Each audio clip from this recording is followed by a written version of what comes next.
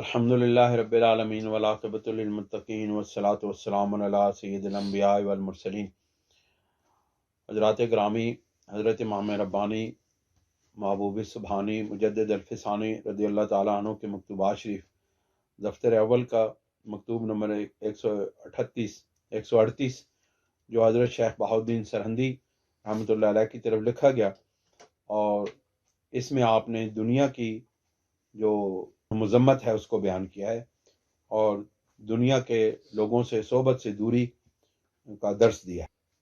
آپ فرماتے ہیں فرزند ارشد بعین دنیہ مبغوضہ خرسن نہ باشد۔ فرماتے ہیں کہ اے میرے مقبول اور اے میرے ہدایت یافتہ بیٹے، اس کمینی دنیا جو مبغوضہ ہے، یعنی کہ اللہ رب العزت کی غضب شدہ ہے، اس پر خوش نہیں ہونا چاہیے۔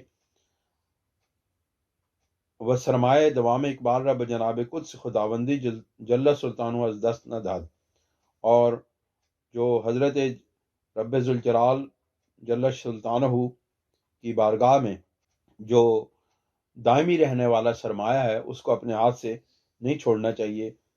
فکر باید نمود کے چہ چیز می فروشت، اس بات کی فکر کرنی چاہیے کہ آپ کون سی چیز فروخت کر رہے ہیں، وہ چہ چیز می خرد، اور کون سی چیز آپ خرید رہے ہیں۔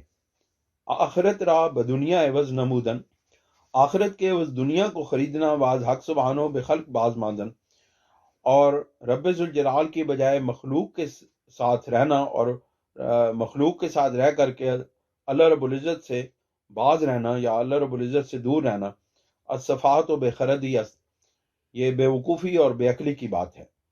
جمع دنیا و آخرت از قبیل جمع ازداد است۔ آپ فرماتے ہیں کہ دنیا اور آخرت دونوں کا جمع کرنا دو ضدوں کو آپس میں جمع کرنے کے برابر ہے۔ ما احسن الدین والدنیا لو اجتمع، کتنی اچھی بات ہوتی ہے کہ جب دنیا اور دین دونوں جمع ہو جائیں تو یہ بہت خوبصورت بات ہوگی۔ عظیم دو ضد ہر قدام را اختیار کند، و بہر کے خواہد خود را بفروشد، عذاب آخرت ابدی است۔ آپ فرماتے ہیں کہ جو ان دو ضدوں کو اختیار کرتا ہے، جو شخص بھی ان دو ضدوں کو اختیار کرتا ہے اور ہر ایک کو ایک دوسرے کے ساتھ فروخت کر دیتا ہے، تو وہ عذاب آخرت کا مستحق اپنے آپ کو بنا لیتا ہے۔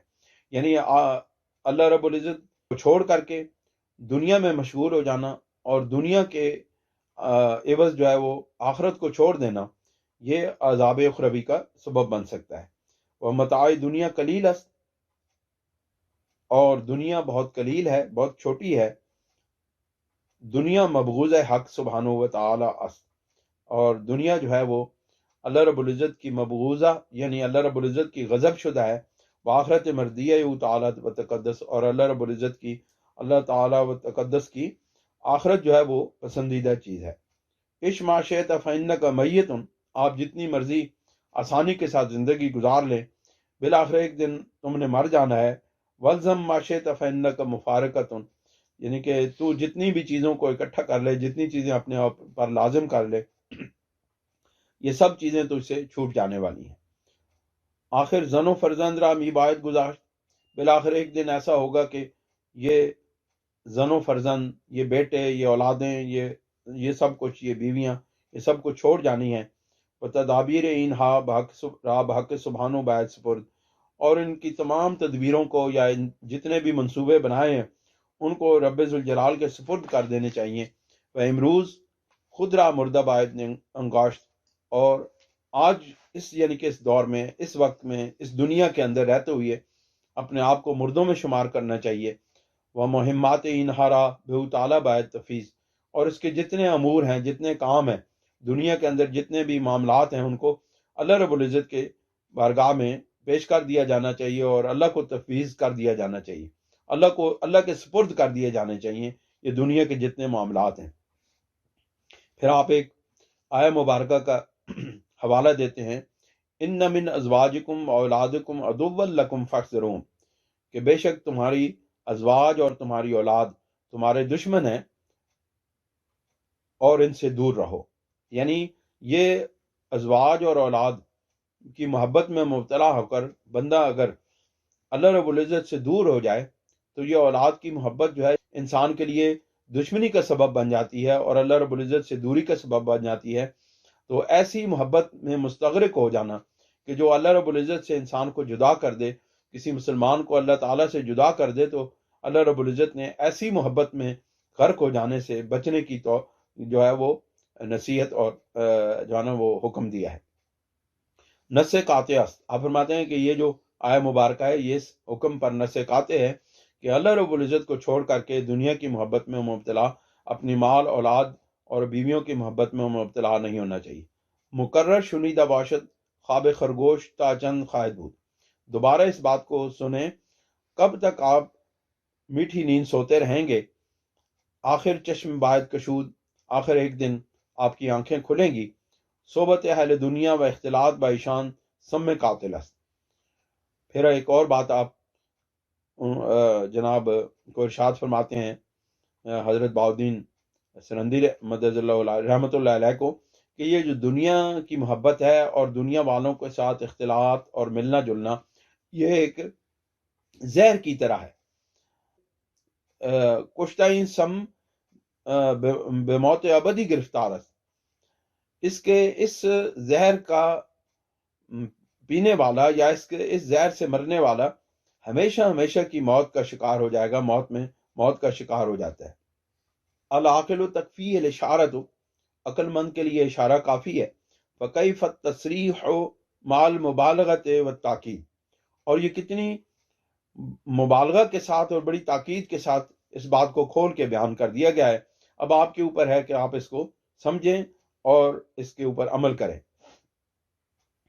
لقمہ چرب ملوک در ازدیاد مرض قلبی میں کوشد، آپ فرماتے ہیں کہ جو لوگ بادشاہوں کے مرغن غذائیں کھاتے ہیں اور مرغن کھانے کھاتے ہیں بادشاہوں کے درباروں میں، تو وہ ان کے مرضی قلب کے امراض کے اندر اضافے کا ہی باعث بنتے ہیں۔ فکیف الفلاح والنجات الحذر الحذر الحذر، تو پھر کیسی وہ باتیں جو امراض قلبی کا باعث بننے والی ہیں، تو یہ کس طرح پھر فلاح اور نجات کا باعث بن سکتی ہیں؟ ان سے بچو، ان سے بچو اور ان سے بچو۔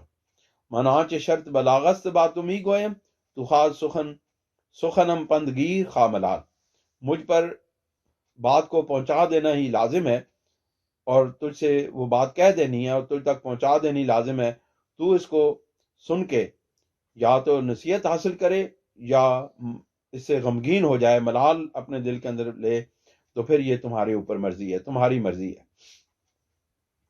فر من صحبتہم اکثر ما تفر من الاسد، کہ ایسے لوگوں کی یعنی دنیا داروں کی صحبت سے اس طرح بچو جس طرح تم شیر سے بچتے ہو، بلکہ اس سے بھی زیادہ بچو۔ فإنہ یوجب الموت الدنیاوی وہو قد یفید فی الآخرۃ، تو یہ جو تم دنیا کے اندر اپنے اوپر موت لازم کر لیتے ہو، واجب کر لیتے ہو، یہ تمہیں آخرت کی زندگی میں فائدہ دے گی۔ واختلاط الملوک یوجب الہلاک الابدیہ، کہ اور جو بادشاہوں کے ساتھ جو ہمارا اختلاط ہے، ملنا جلنا ہے، وہ تمہارے لیے ابدی یعنی کہ ہمیشہ ہمیشہ کی ہلاکت کو واجب کر دینے والی بات ہوگی۔ والخسارۃ السرمدیہ، اور یہ ہمیشہ کے خسارے کا باعث بننے والی بات ہے۔ فإیاک وصحبتہم، تو پھر تم ان کی صحبت سے اجتناب کرتے رہو۔ وإیاک ولقمتہم، اور ان کے کھانوں سے اجتناب کرتے رہو۔ وإیاک ومحبتہم، اور ان کی محبت سے اجتناب کرتے رہو۔ وإیاک ورؤیتہم، اور ان کو دیکھنے سے اجتناب کرتے رہو۔ وقد ورد فی الخبر صحیح من، اور یہ جو صحیح روایت میں حضور نبی کریم صلی اللہ علیہ وسلم کی حدیث پاک ہے کہ آپ علیہ السلام نے ارشاد فرمایا، من توعد غنیا لغناہ، کہ جو شخص کسی مالدار شخص کی اس کے مالدار ہونے کی وجہ سے اس کے سامنے عاجزی اور انکساری کا اظہار کرتا ہے، ذہب ثلث دینہ، تو 1/3 دین اس کے اندر سے نکل جاتا ہے۔ یعنی اگر کسی امیر آدمی کی اس وجہ سے کوئی احترام کرتا ہے یا اس کی عزت کرتا ہے، اس کی امارت کی وجہ سے، اس کے مال و دولت کی وجہ سے، تو 1/3 دین اس کے اندر سے نکل جاتا ہے، ضائع ہو جاتا ہے اس کا۔ باعد اندیشید اس کے اوپر غور و فکر کرنا چاہیے کہ ان ہمہ توازو چاپلوسی از جہت غنا ایشان است، اور یہ جو جتنی بھی آپ توازو اختیار کر رہے ہیں اور جتنی ان کی چاپلوسی کرتے ہیں، یہ ان کے غنا کی وجہ سے، ان کے مالدار ہونے کی وجہ سے ہے۔ ونتیجہ آن ذہاب 2 ثلث دین است، اور اس کا نتیجہ 2/3 دین کا ضائع ہو جانا ہے، 2/3 دین کا چلے جانا ہے۔ فَأَيْنَ أَنْتَ مِنَ الْإِسْلَامِ وَأَيْنَ أَنْتَ مِنَ النِّجَاةِ، تو پھر یہ تمہارا اسلام کس طرح کا ہوگا، کہاں کا تمہارا اسلام ہے اور کہاں کی تمہاری نجات ہوگی۔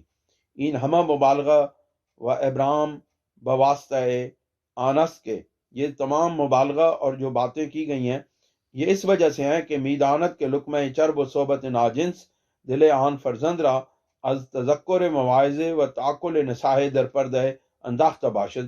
یہ باتیں اس لیے کی گئی ہیں کہ تاکہ آپ ان لوگوں کی صحبت اور ان کے مرغن غذاؤں اور ان کے کھانوں سے، ناجنسوں کی صحبت سے بچو اور ان کے مرغن کھانوں سے بچو، کہ میرا یہ فرزند اس سے بچ جائے اور اسے نصیحت حاصل کرے، اور ان نصیحتوں سے کو عقل کے پردے پر، عقل پر پرکھے اور در پردہ انداختہ باشد، اور ان کو اپنے آپ کے اندر چھپا لے، یعنی کہ ان کو اپنے اندر پوشیدہ کر کے ان کے اوپر عمل شروع کرے اور ان کے مطابق اپنی زندگی گزارے۔ بے کلمہ و کلام متاثر نہ خواہد شد، میرا مقصد آپ کو اپنے کلام اور کلمہ سے متاثر کرنا نہیں ہوگا، بلکہ میرا مقصد یہ ہے کہ آپ ان چیزوں سے بچ جائیں۔ فالحذر الحذر من صحبتہم، پھر میں آپ کو یہ کہ حضرت امام ربانی رضی اللہ تعالیٰ عنہ کو نصیحت کرتے ہیں کہ بچو، اور پھر ان کی صحبت سے بچو۔ والحذر والحذر، اور بچو من رؤیتہم، اور ان کے دیکھنے سے بچو۔ واللہ سبحانہ الموفق نجعان اللہ سبحانہ وإیاکم اما لا یرضی عنہ، اللہ رب العزت، اللہ سبحانہ و تعالی ہمیں اور تمہیں ان کاموں سے بچنے کی توفیق عطا فرمائے جو اس کی پسندیدہ نہیں ہے۔